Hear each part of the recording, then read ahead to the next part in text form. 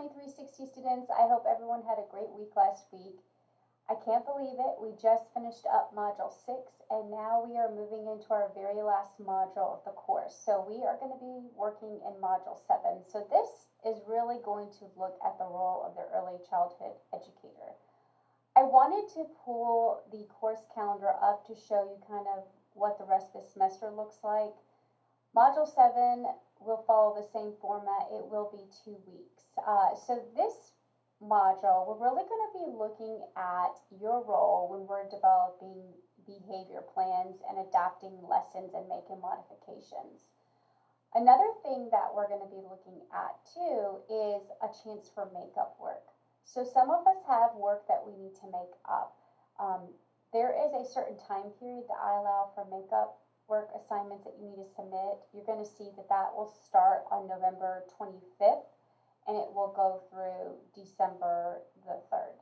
Okay, so December 5th is the very last day that I will take makeup work.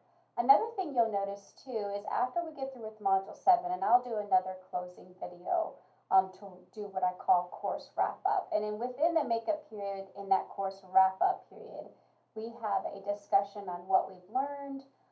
We also give course feedback as well. So there's a couple of things that you'll do to wrap the course up for the end of the semester. You'll see December 6th through 11th is finals week. However, we do not have a final. So that's not something that you will have to worry about for our class specifically. So once you finish up December 5th, you'll pretty much be done with this course since there's no final.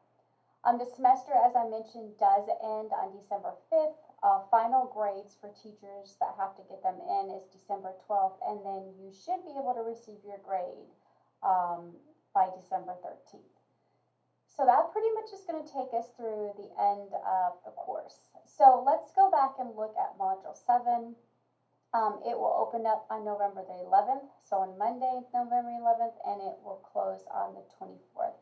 So that's going to be kind of around the Thanksgiving time. All right, so I'm going to go ahead and pull up Module 7.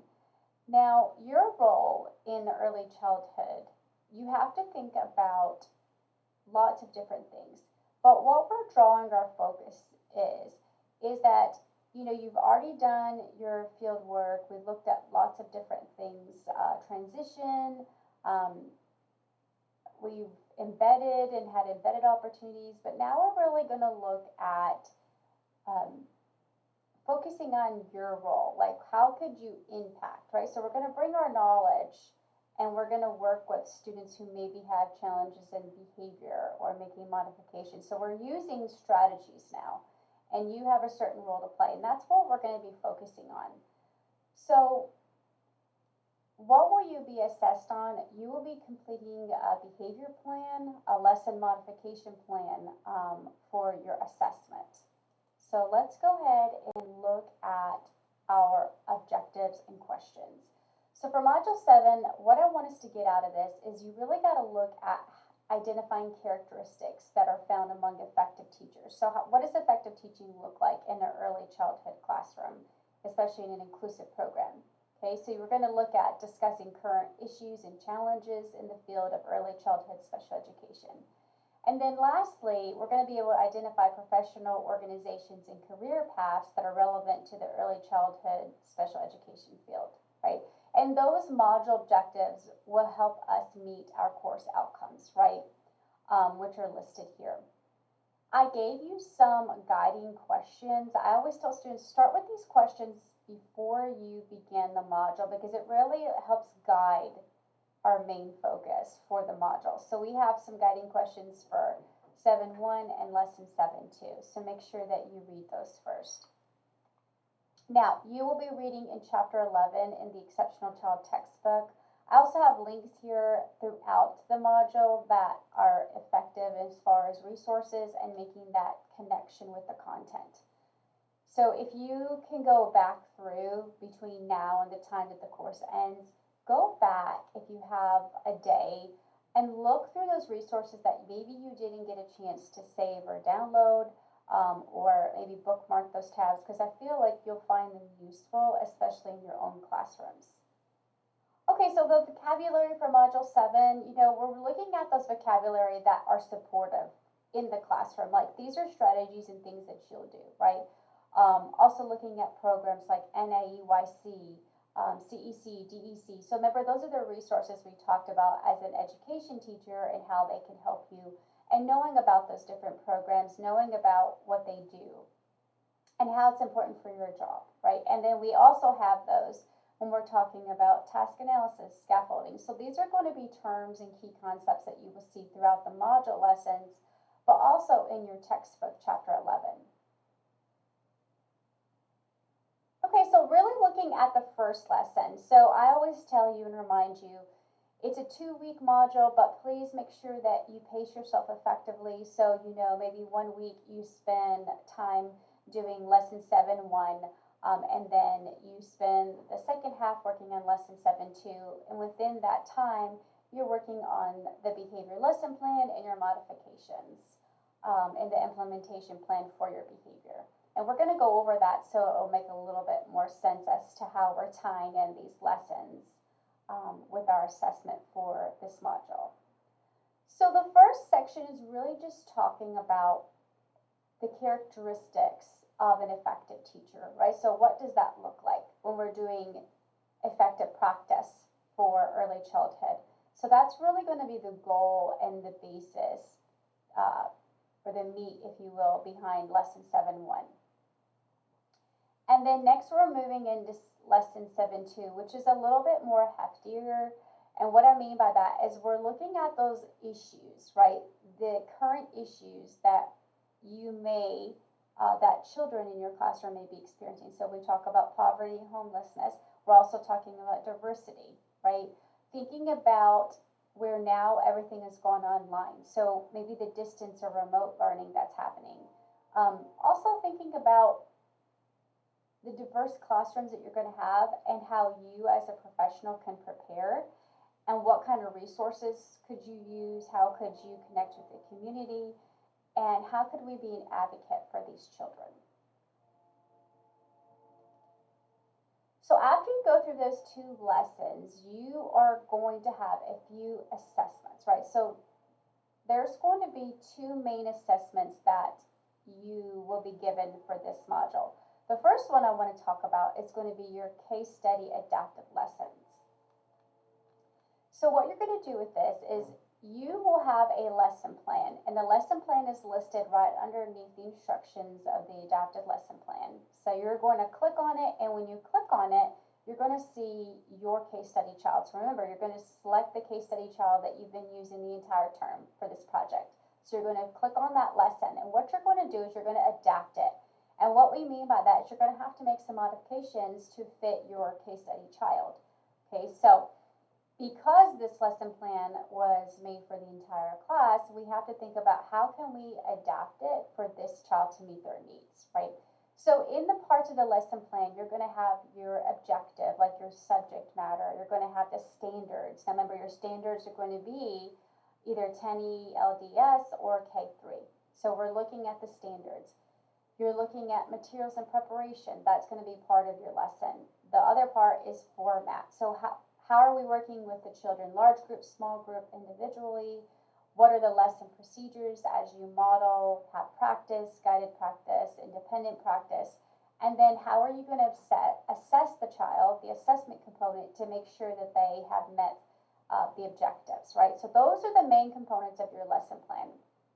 Now, what you're going to have to realize is that when you adapt this, right, and you make modifications, whatever it is, you're going to have to think about all these sections of the lesson plan.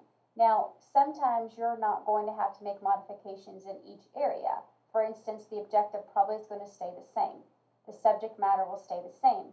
These standards and alignment will stay the same. What you probably are going to have to modify and adapt, that might be some of the materials. Think about your UDL environment, right? Universal Design for Learning. Maybe assistive technologies. Thinking about preparing the materials, will they use anything different depending on that child's exceptionality or needs? Also, the format is something to think about. what's best for that child. Would it be more small group, individual, large group? How do they pair up with people? What are their needs, strengths, those sorts of things. Then lesson procedures is another one that can be modified. And assessment, a lot of teachers forget this, but how you assess can also be modified. Because if you have a child who may have a disability, or say a learning disability with reading and they can't read, or the child, for whatever reason, maybe they can orally answer questions, right? So that's just one example of thinking assessments can also be modified.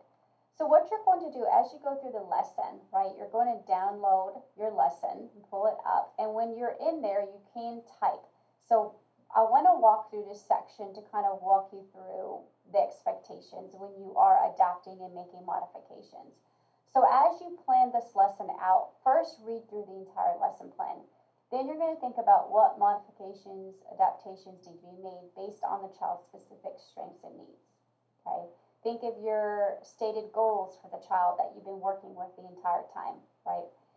The parts of the lesson that are asterisks, like objective, preparation materials, format, lesson producers, assessment, and they're underlined there, those all can be adapted, right? Meaning modifications can be made. Not every part needs to be adapted, as I mentioned, okay? You will type your modifications inside the lesson plan that you're downloading here. So inside it, once you download it, you can make it. What I want you to make sure is that we have to differentiate from what was originally there. What I mean by that is when you're making modifications, I want those modifications to stand out so I know these are your modifications. So if you have to do it in a different color font, say red, or you use the italicize the font, or put them in parentheses, some way that I can show the difference. And it's evident that those are your modifications. When you are making these modifications, you also have to provide an explanation why you're doing this. Okay, that is something that teachers generally will do when they're supporting an inclusive child. So that's going to support the change, right? Then at the bottom of the lesson page, right, you could put that there. Some students tend to want to wait to the end to justify their reasoning for making the modifications. Some students like to put it directly in where they made the modifications. I'm not really particular as far as where you put it, but your justification evidence needs to be in there. Now, if you decide you want to have additional extensions, or if your lesson plan calls for an extension activity, right? You have to go back and think about the objective and your child's needs. Should you also modify any extended activities, right? And then you, of course, will make any changes or addition in there as well. And if, say, your lesson plan didn't have an addition or extensive activity, could you add something in there that you feel would support that child's needs? Okay. Remember, the main goal here is the least intrusive adaptation, right? We want to think of ways to make changes that's not intrusive. We always go to the environment first, the materials, the classroom. Then we change the activity and the routine. Then, if we need to, we adapt the materials.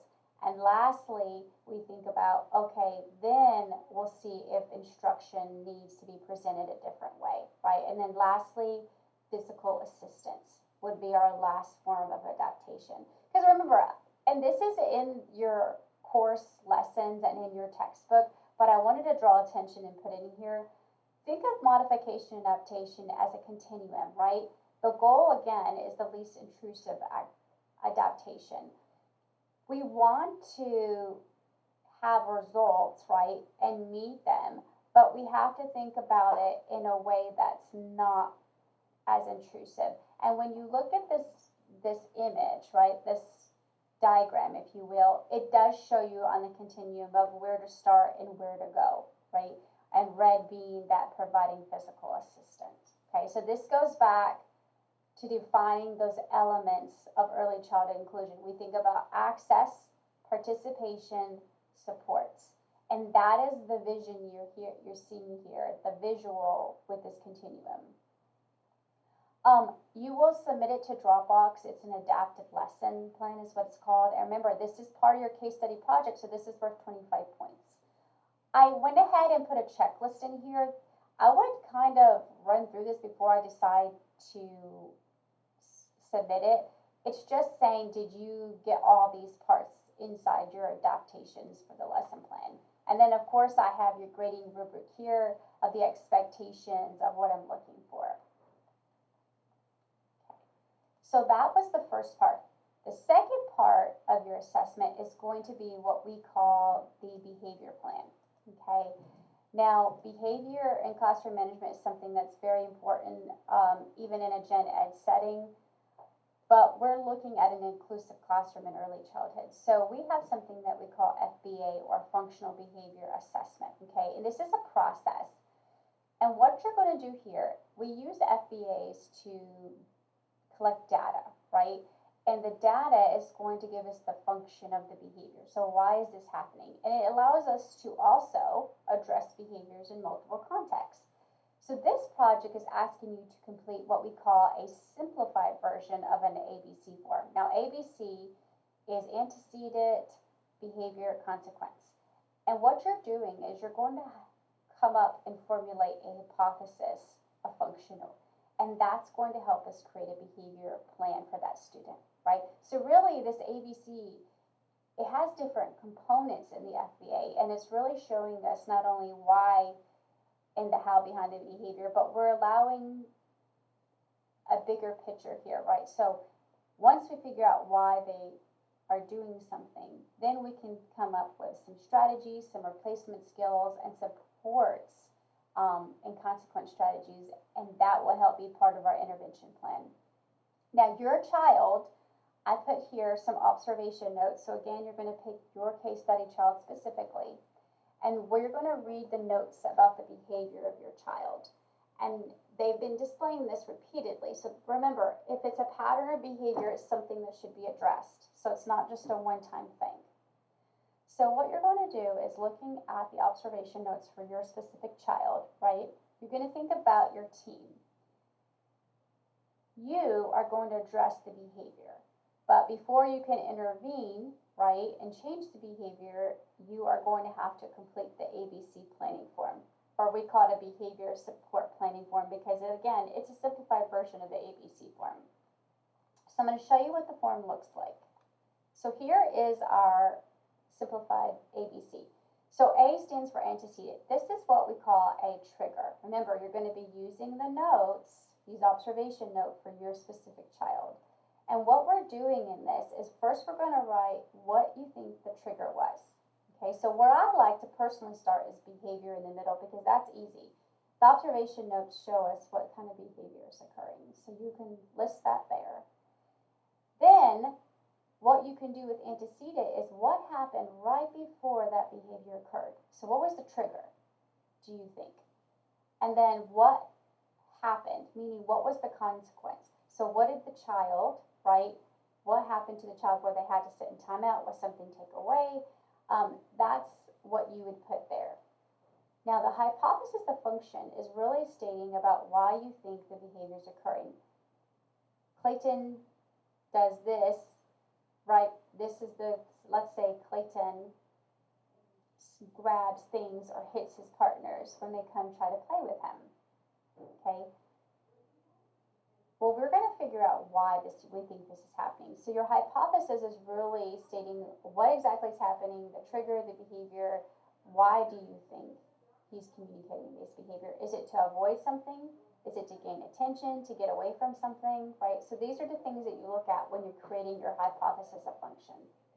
Now, the bottom section, now that you have figured out what's going on and why this is occurring, now we need to teach new skills, right? So first thing I want you to look at is those triggers. How can we prevent the triggers from happening? So what kind of supports can we put in place to make sure that these behaviors quit?